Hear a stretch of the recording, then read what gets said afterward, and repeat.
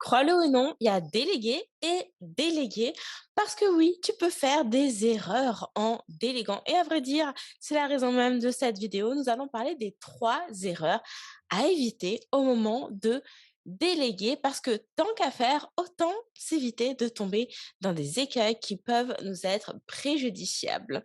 Et cette vidéo est enregistrée à l'occasion du lancement de mon programme des DS qui est le coaching de groupe pour embrasser ton rôle de CEO et poser les fondations d'une entreprise qui fonctionne en toute autonomie sans ta supervision H24.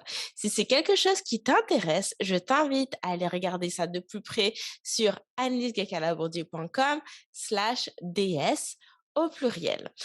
Et le but même de ce coaching de groupe, c'est de réfléchir et de mettre en place le nécessaire pour monter son équipe, si on n'en a pas déjà une, ou pour agrandir son équipe si tu travailles déjà avec des collaborateurs ou des collaboratrices. Et le fait est que avant même de te lancer dans l'expansion de ton équipe ou même la création de ton équipe, je veux absolument que tu réfléchisses en amont sur comment est-ce que tu vas t'y prendre pour déléguer? Parce que je pense que ça ne te va pas te surprendre, de savoir qu'il existe différents types de management et que tu dois te poser la question de quel type de manager est-ce? Et on va, du coup, regarder dans le détail les 3 choses que tu veux éviter absolument. Et la première chose que tu veux éviter à tout prix, c'est de vouloir tout contrôler. Tu ne veux pas vouloir tout contrôler. Déjà parce que c'est juste impossible, à moins d'être H24 derrière ton collaborateur qui est lui-même derrière l'ordinateur à superviser le moindre clic. Et crois-le ou non, apparemment, il y a des gens qui le font. Et quand je dis apparemment qu'il y a des gens qui le font, dans l'industrie, j'ai déjà été conseillée et franchement, c'est une question de valeur personnelle, mais je crois, si tu m'écoutes, t'as pas envie d'être de ce genre de manager qui va demander à son employé de télécharger un logiciel qui permet d'enregistrer absolument tout ce qui est fait sur l'écran. De cette façon, c'est clair que tu peux tout voir. Qu'est-ce que fait ton employé? À partir du moment où la personne clock in, hein, comment on dit? Elle pointe, voilà. À partir du moment où elle pointe, elle se connecte au logiciel pour sa journée de travail et tu as donc la possibilité de regarder exactement ce qu'elle fait. T'as pas envie de ça. T'as pas envie de ça. D'ailleurs, je trouve que c'est hyper intrusif. Voilà, personnellement, je sais pas ce que tu en penses, tu me diras dans les commentaires. Mais au-delà de ça, ça signifie quoi? Ça signifie que tu es en train aussi, en voulant étant tout le temps être derrière et même sans nécessairement en parlant du logiciel qui est là, un cas extrême, on s'entend, mais ça pourrait vouloir dire contrôler absolument n'importe quelle tâche que ton employé effectue, que ton collaborateur fait, tu sais, à chaque étape, système de validation, validation sur survalidation. Ça crée une ambiance de travail que tu as pas nécessairement envie de mettre en place. Ce que je veux dire par là, c'est que il faut te mettre à la place de ton collaborateur. Comment se sent ton collaborateur quand il a besoin de faire passer pour validation absolument chacune des choses qu'il fait? Je mets ma main à couper qu'il y a des chances que la personne, elle sente que déjà il y a un manque de confiance en son travail, mais du coup, limite, qu'elle en arrive ou il en arrive presque à douter de: «Est-ce que je veux bien faire les choses?» Tu vois? Et j'aime à penser que tu as envie d'aller vers un type de management où tu vas empower tes collaborateurs. La magie du direct, enfin la magie des enregistrements. Où tu vas, faire en sorte que tes employés, que tes collaborateurs, se sentent bien.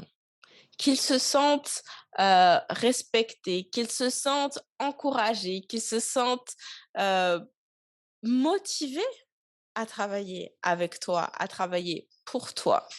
Et si tu contrôles absolument tout, ça pourrait être complètement contre-productif. Mais ça induit aussi le fait que si tout est contrôlé, par peur qu'il y ait des erreurs qui soient commises, parce que clairement, pourquoi? on a envie de contrôler? C'est ça qu'il faut se poser aussi comme question. C'est quoi à l'origine, la nature de ce volonté de contrôle? C'est de s'assurer que les choses sont bien faites ou du moins qu'elles sont faites comme on aimerait qu'elles soient faites. OK? Bah, ça signifie que la personne en face, elle n'a aussi elle a aussi beaucoup moins d'espace pour prendre des initiatives.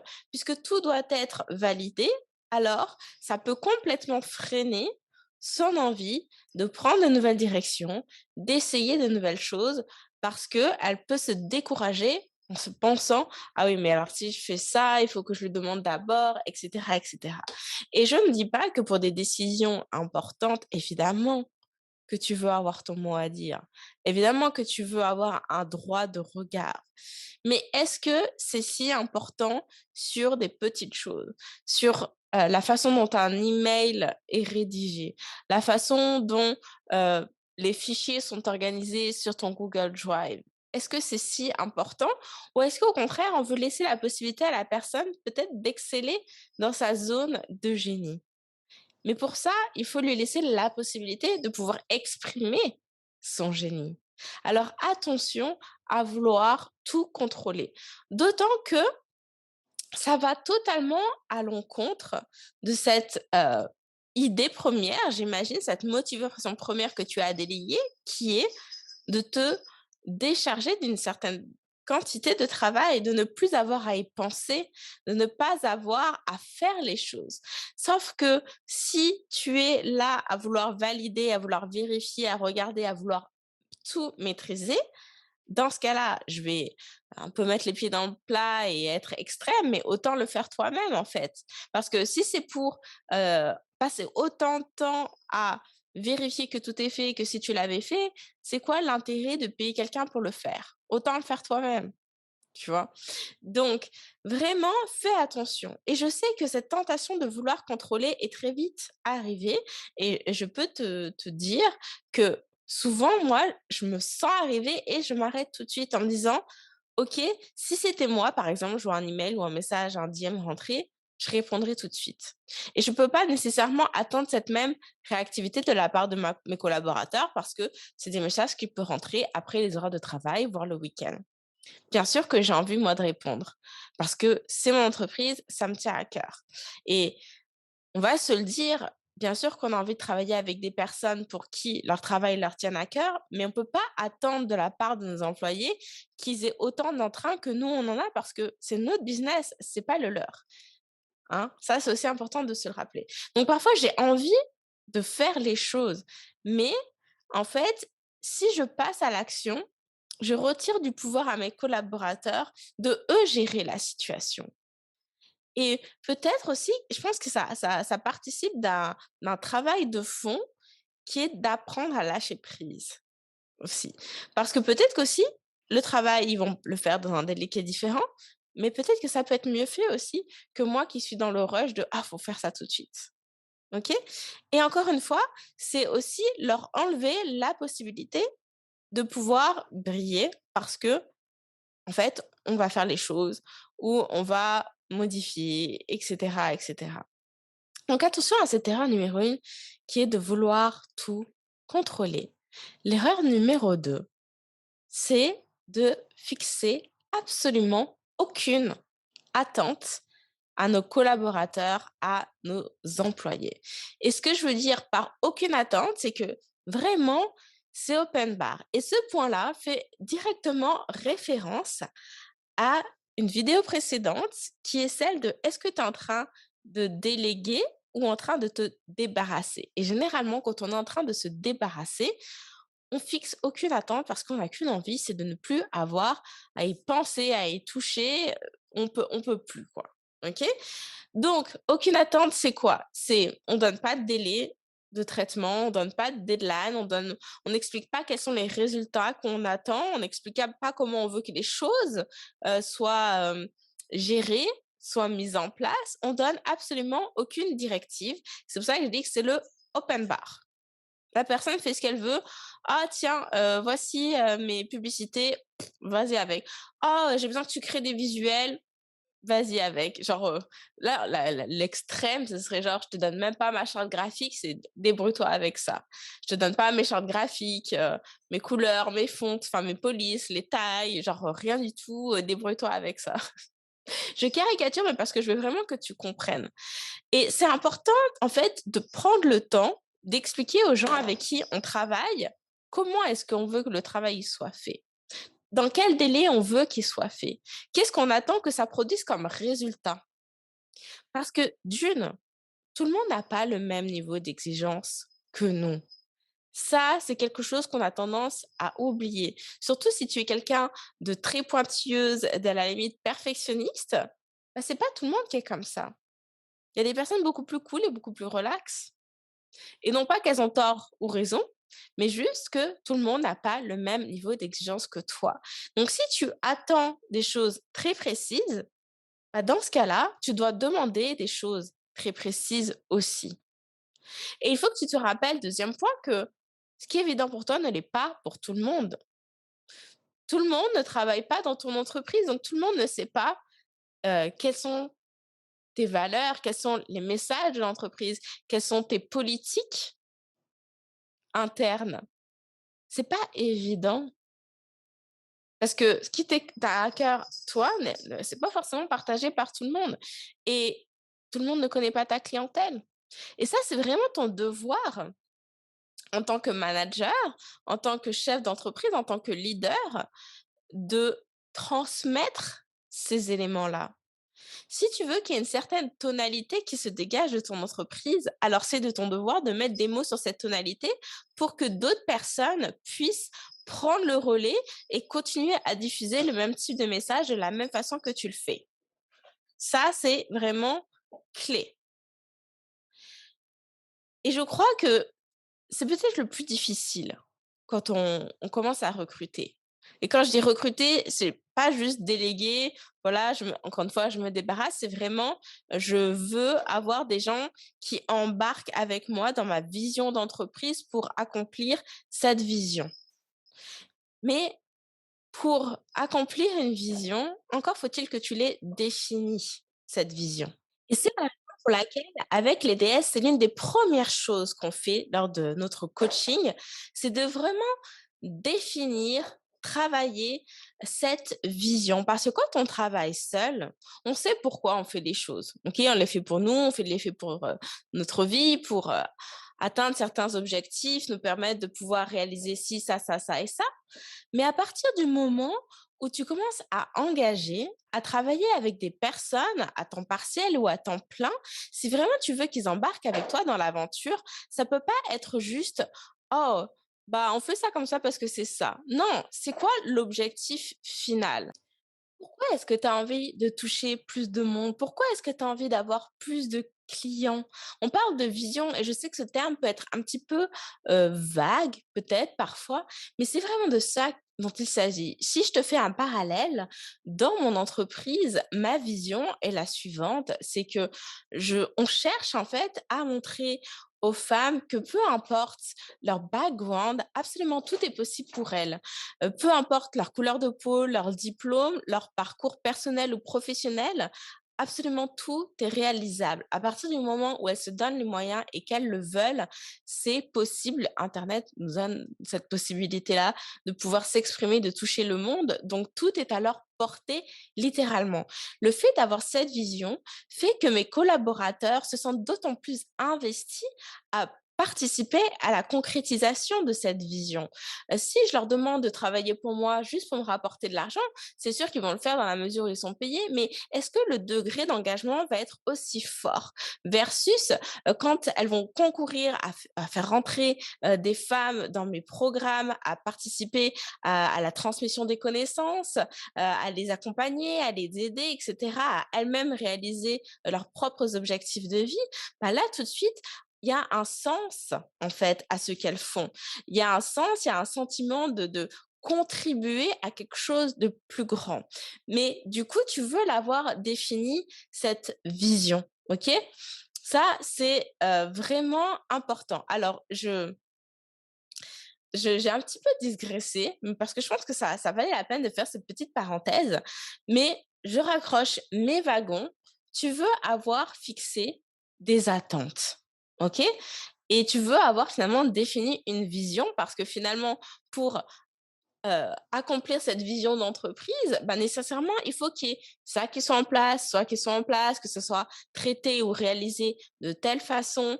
Il faut expliquer à tes collaborateurs. Sinon, nécessairement, tu prends le risque de te retrouver complètement déçu, insatisfaite du travail qui est fourni. Et je vais te donner un exemple de l'époque où justement je déléguais pour me débarrasser. À l'époque, j'avais engagé quelqu'un pour s'occuper de mon compte Pinterest. Donc, mes attentes, c'était, bah, tu crées des épingles sur Pinterest et tu les épingles. Voilà.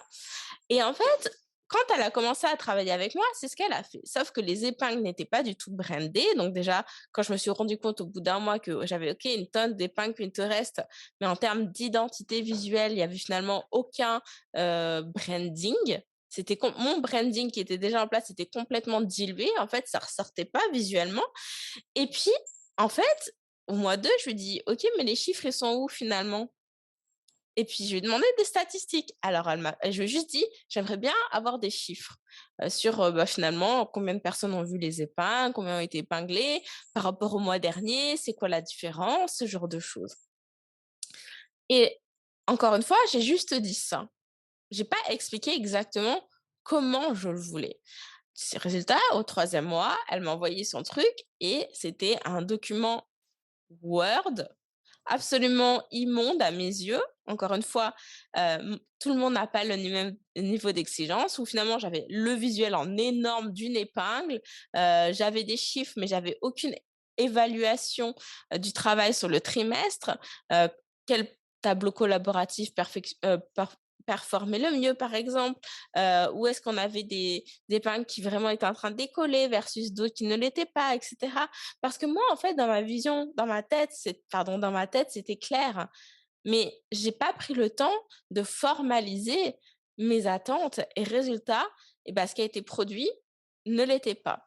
Et c'est important, en fait, de faire ce travail-là aussi parce que tu ne veux pas payer les gens dans le vide. Parce que moi, finalement, ce qui est sorti de cette collaboration pour moi, c'était bah, ouais, mais finalement, je te paye pourquoi? C'est-à-dire que j'arrive pas à toucher du doigt quelle est la plus-value de ton travail. Alors que finalement, si tu m'avais sorti tes chiffres en me montrant que bah, grâce au travail fait durant les trimestres, le trafic sur le site web a augmenté de tant de pourcents, peut-être que j'ai décroché des ventes qui venaient grâce à tel épingle qui est devenu viral, etc. Là, je vois l'intérêt de continuer à te payer. Mais si tu ne me donnes pas ces éléments-là, comment est-ce que je peux évaluer ton travail? Et c'est ma faute. Ce n'est pas sa faute, c'est ma faute parce que je n'ai pas exprimé mes attentes. Mes attentes étant, si je te demande de travailler sur mon Pinterest, c'est parce que je veux amener du trafic et des clients.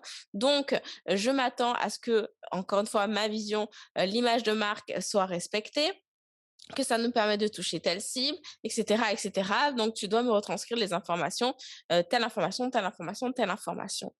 Tu veux fixer des attentes. Et le dernier élément, l'erreur ultime à éviter au moment de déléguer, c'est de proposer absolument aucune ressource. Alors, bien évidemment, au début, le tout démarrage, quand tu embauches, peut-être que tu n'as aucune procédure de fait, ce qu'on appelle SOP, SOP en anglais dit version française, SOP.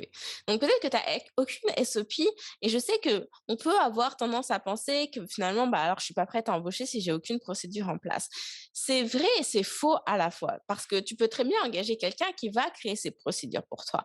Par contre, ta responsabilité, c'est de donner les moyens à la personne de pouvoir créer ces procédures. Et ça, tu dois le faire parce que si tu lui donnes aucun élément, tu peux pas te plaindre que les choses ne soient pas faites comme tu le souhaiterais. Ça, vraiment, il faut s'en rappeler.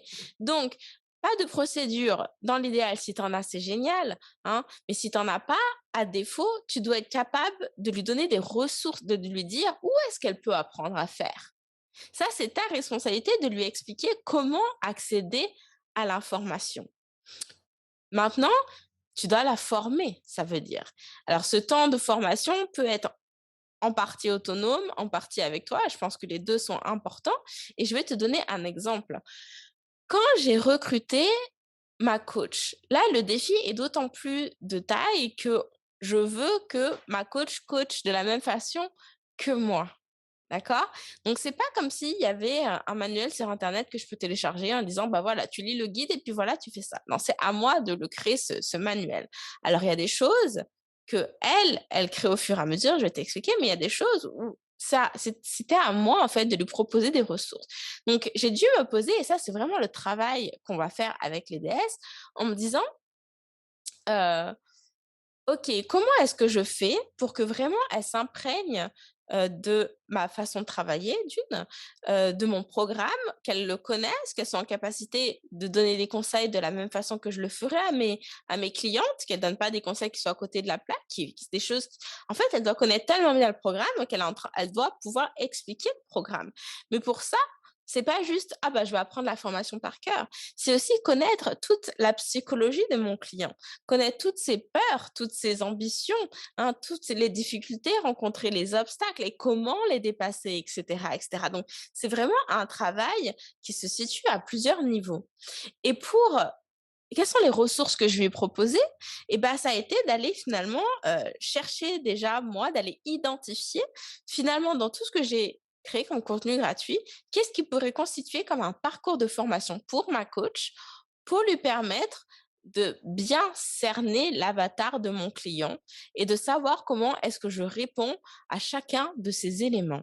Donc, il a fallu que je crée comme une espèce de guide basé sur mon entreprise qui combine à la fois ce côté, bah, le client, mes enseignements, la façon dont j'explique les choses, mais aussi euh, en interne, comment est-ce qu'on gère les choses.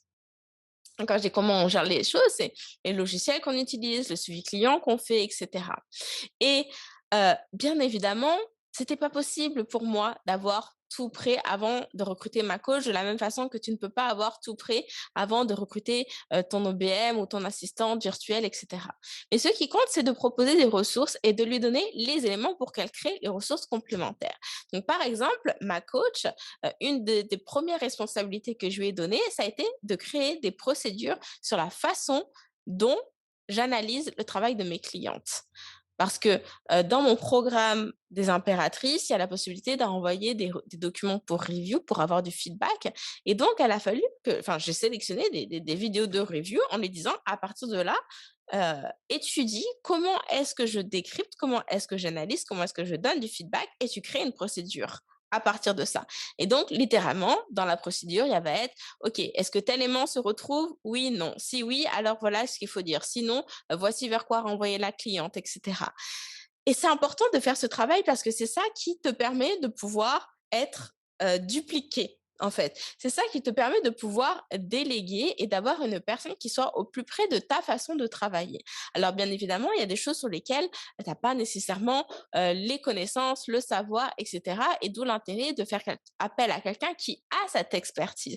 Et c'est OK tant que tu définis quelles sont tes attentes vis-à-vis de cette personne. Et tes attentes, ça pourrait complètement être, écoute, moi, je suis pas quelqu'un d'organisé, c'est pas de ma force. C'est la raison pour laquelle aujourd'hui, je t'engage en tant qu'assistante exécutive, en tant que online business manager, en tant que operation manager. Et ce que j'attends de toi, c'est que tu mettes en place des outils d'organisation pour l'équipe pour qu'on soit en mesure de faire ci, de faire ça, de faire ça. Mais là, au moins, c'est clair sur les attentes. Ça, c'est vraiment une étape qui est incontournable. Donc, si tout ça, vraiment, ça te passionne, ça t'intéresse parce que tu es dans l'optique de faire grandir ton équipe ou d'engager et que tu veux travailler là-dessus, au sein des DS, on va euh, déf- définir chacun de ces volets ensemble. On va construire ensemble ta procédure de formation pour tes collaborateurs. On va définir ta vision pour que vraiment tu aies des gens autour de toi qui soient motivés et qui soient pas juste là parce qu'il y a une opportunité d'avoir de l'argent à la fin du mois, mais parce que vraiment ils croient en ce que tu fais et tu veux ce genre de personnes qui vont être beaucoup plus investies et engagées dans ton entreprise. Donc, on travaille sur comment finalement on arrive à transférer notre cerveau à quelqu'un d'autre. Ce qui nous amène à la finalité du programme, c'est d'avoir une entreprise où tu n'as pas besoin d'être derrière en permanence parce que les gens savent quoi faire grâce au fait que tu as fixé, tu les as rendus indépendants déjà et autonomes. Ils ont la confiance euh, ta confiance, en fait. Vraiment, ils ont gagné ta confiance et ils ont confiance en eux aussi. Le fait que tu aies fixé des attentes, le fait que tu aies proposé des ressources, tout ça fait que tu n'as plus besoin d'être là, en fait. Parce que tout le monde sait où trouver l'information, où se référer pour faire les choses avancer, ce qui fait que tu n'as plus besoin de devoir répondre toutes les 15 secondes aux questions et que tu peux te permettre d'être absente, de partir en vacances, d'être en congé maternité, etc., etc. L'entreprise roule, tout le monde sait exactement ce qu'il doit faire. Si c'est ce que tu veux accomplir dans ton entreprise, pour ton entreprise et pour ta vie, j'ai envie de dire, parce que on délègue pourquoi? C'est parce que on veut vivre une vie où on n'est pas tout le temps en train de bosser parce qu'on veut faire d'autres choses, on veut partir en voyage, on veut avoir plus de temps, on veut se concentrer sur notre jeune de génie, etc. Eh bien, envoie ta candidature pour les DS sur annelise-ds.com/DS au pluriel. Les candidatures sont ouvertes, le nombre de places est limité, donc tu ne veux pas manquer cette opportunité parce que aussitôt que le groupe sera complet, ce sera complet. J'ai hâte de lire ta candidature et je te dis à très bientôt. Salut, salut!